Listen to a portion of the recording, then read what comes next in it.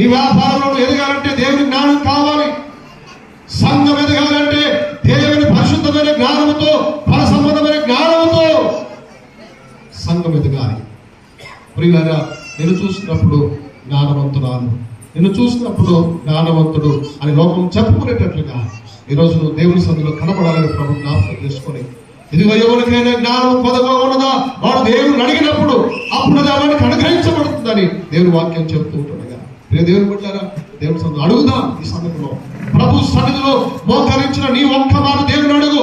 ప్రభు, ఇంతకాలం అజ్ఞానంగా బ్రతికాను, అజ్ఞానంగా నా కుటుంబం, అజ్ఞానంగా నా పిల్లలు బ్రతుకుతూ వచ్చాం.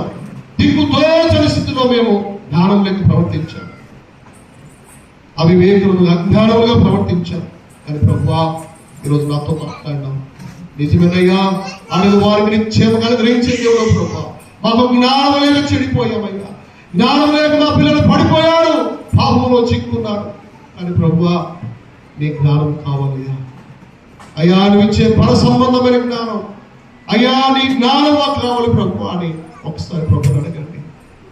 యేసును కలిగిన బిడ్డలు జ్ఞానవంతులండి. యేసును కలిగినటువంటి బిడ్డలు జ్ఞానంతో నింపబడినటువంటి వారు కనుక ఈ సభలో ప్రభు అడుగుతున్నాడు, ఇదిగో జ్ఞానం కావాలా, అడుగు. నీ నోరు తెరిచి అడుగు.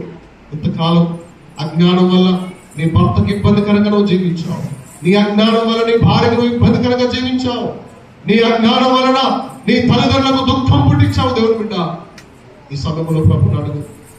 అయ్యా, నాకు జ్ఞానం లేక ప్రవర్తిస్తున్నాను, జ్ఞానం లేక తిరుగుతున్నాను, జ్ఞానం లేక దుఃఖంలో ఉంటున్నాను, జ్ఞానం లేక ఏడుస్తున్నారు, జ్ఞానం లేక ప్రభువా ఎక్కడి నుండి ఏ సహాయం దొరుకుతుందని ఏడుస్తున్నాను.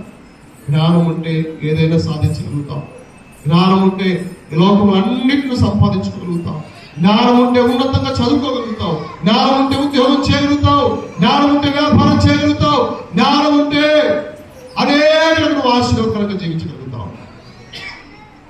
నువ్వు అజ్ఞానిగా ఉంటే ఎందుకు పనికిరావు? దేవుని బిడ్డ, దేవుడు నిన్ను ఈరోజు ఒక జ్ఞానం కలిగినటువంటి స్త్రీగా, జ్ఞానం కలిగిన పురుషుడిగా, జ్ఞానం కలిగిన ఎవరి బిడ్డగా దేవుడిని చూడరాశపడుతున్నాడు. కనుక ఈ మాటలు విని నీవు ఒక తీర్మానం చేసుకో. దేవుడిని అడుగు, దేవుడు తప్పకుండా జ్ఞానం అనుగ్రహిస్తాడు. అడగండి. ఈ సమయంలో ప్రతి వారు నోరు తెరిచి అడగండి దేవుడిని. దేవుడు తప్పకుండా నీకు జ్ఞానం అనుగ్రహిస్తాడు. హల్లెలూయా. తండ్రికి స్తోత్రం, తండ్రికి మహిమ. నీ జీవిత కాలం అంతా నిర్లక్ష్యం చేసి అజ్ఞానంగా ప్రవర్తించి నీ పిల్లలకు, నీ కుటుంబానికి ఒకవేళ నువ్వు శాపంగా మారిపోయావేమో, నీ అజ్ఞానం వల్ల ఎన్నో వరాలను నీవు దారి విడుచుకున్నావు. నీ అజ్ఞానం వల్ల